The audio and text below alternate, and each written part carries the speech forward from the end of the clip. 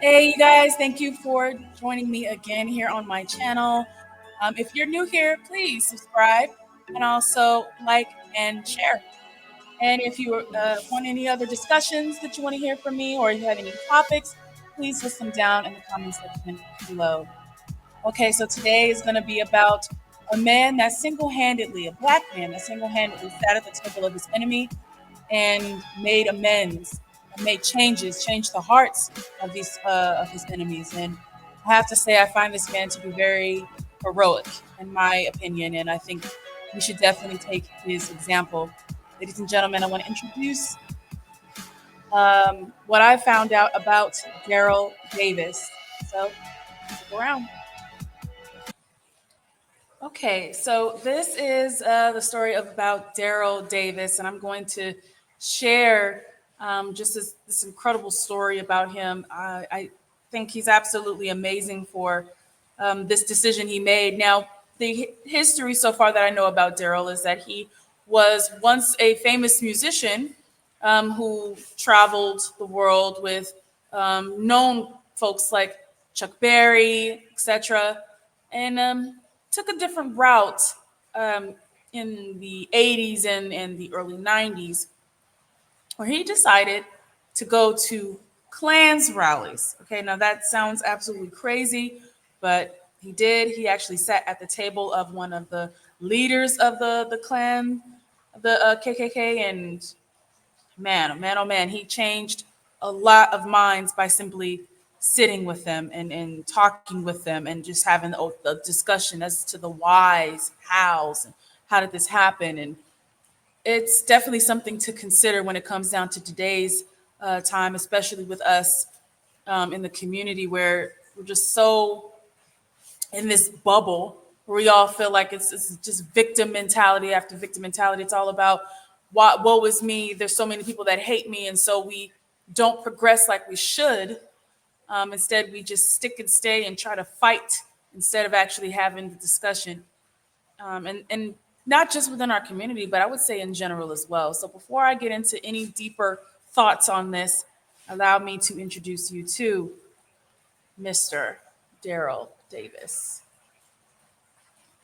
There'll be those who will not look beyond the picture of me shaking hands with a Klansman in a robe and hood. And of course, they'll have that visceral reaction like, what the hell is going on here? It is something we never see. A black man attending KKK rallies where crosses are burning and racist views are being spewed. Some of their beliefs are that African Americans, black people, are born with smaller brains, that we are inherently lazy, we are inherently prone to crime, raping people, especially white women. Despite that offensive ideology, Daryl Davis has spent decades befriending members of the Ku Klux Klan. How do you talk to someone when someone's calling you the N-word? Because you take the higher road. You know who you are. There is one question. Now, I do have something I want to say to that. Okay. Um, there is a man that I used to know and love. He passed away a few years ago, but he was also gentle soul. He was an older black man. His passed away at the age of 83. And when I was working for him, because this is the man I also worked with, um, or worked for rather, there was a day he actually came in and told me, he was like, "Hey, if if you walk into a grocery store and someone is calling you the N word, what would you do?" First reaction, I was like, "Oh, I'm gonna cuss them out. I'm gonna let them know. I'm gonna let them have it." Okay. He said, and I quote, "I wouldn't even address that person because I know that I'm not an N word." And he would just, what he said, he would just get his groceries, get them bagged up, and he'd walk out that store. And that person that's calling him those names would sit there and look foolish in front of everyone.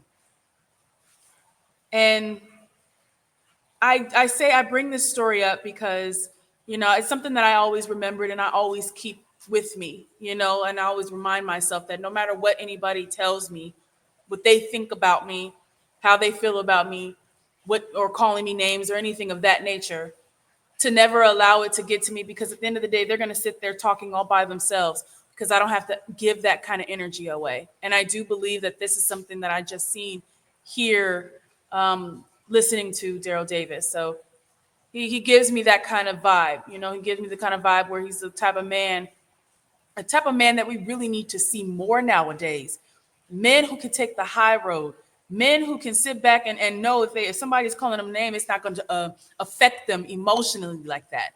Because we find that this is happening now a lot with a lot of men today, where they will single-handedly sit back, allow somebody to call them names, and then they get outwardly and outrageous and just all kinds of stuff, and then get into trouble for really no reason other than words.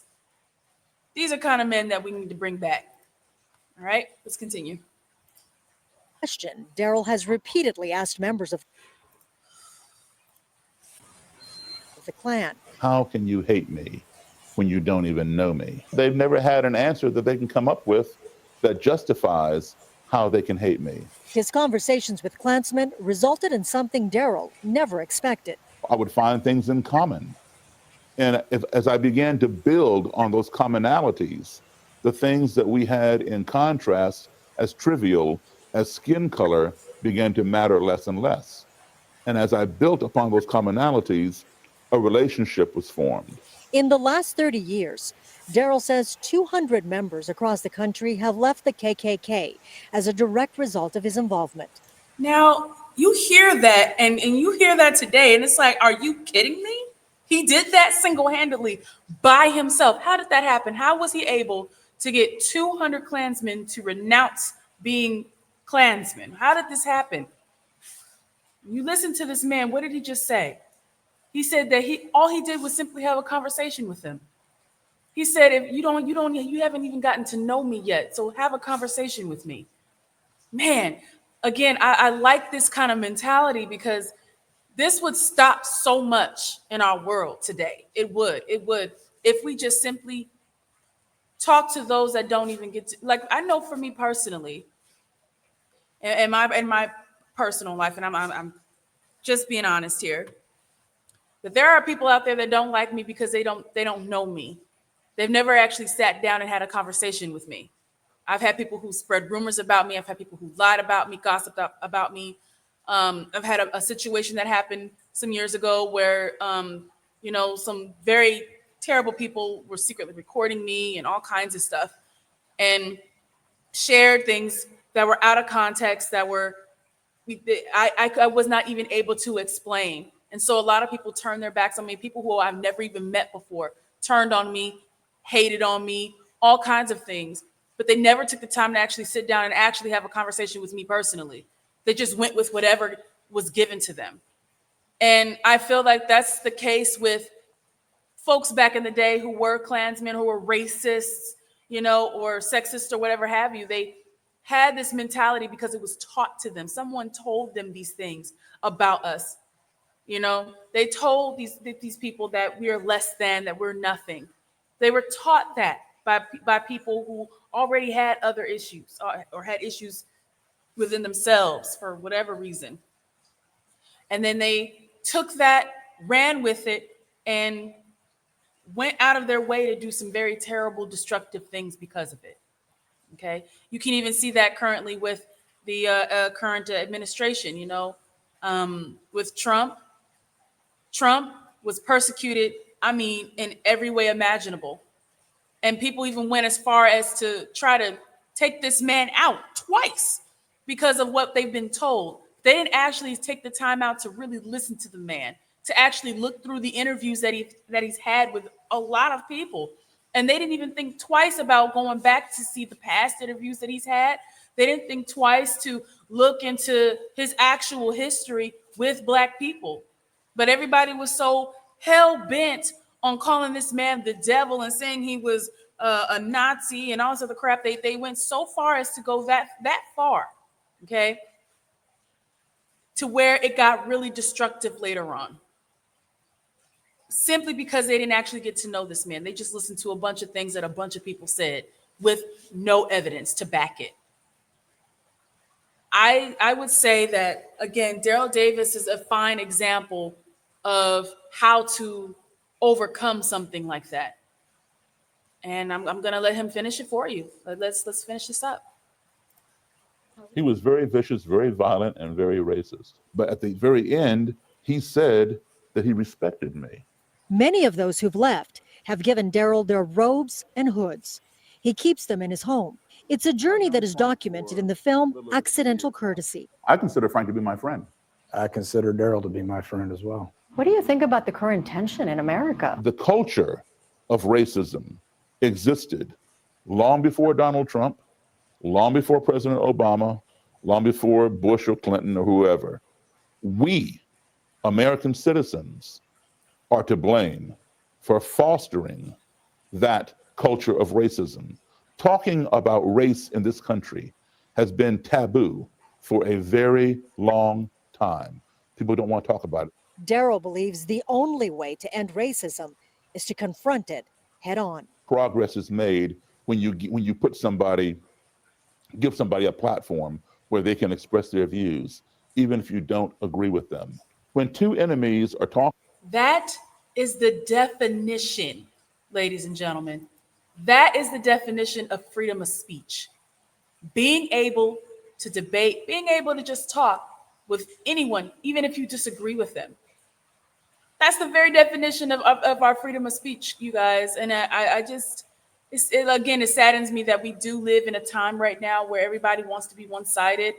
Nobody really wants to listen to the other. And it just makes things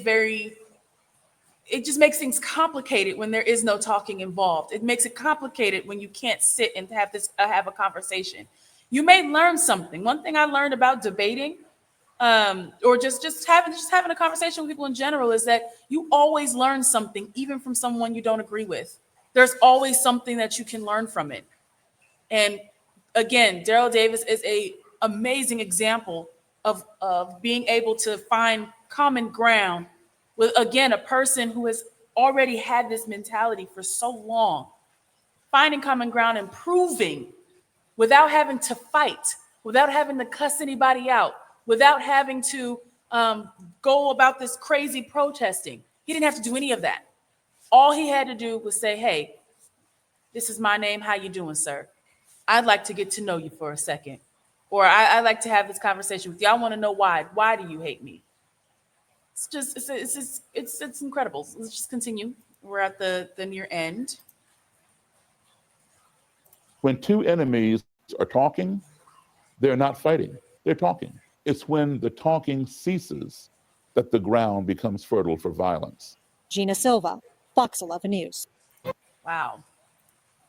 Okay, wow. Did you guys hear that?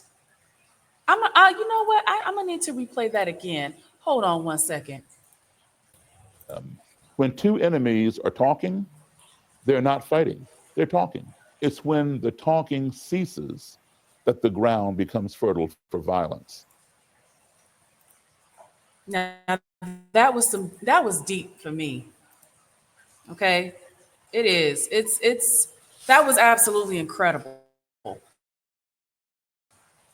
Okay, listening to that, it definitely furthers more of what I already have thought. You know, in order for us to truly come together, and in order for us to really get past the idea of racism, things like that, you can't think like that anymore.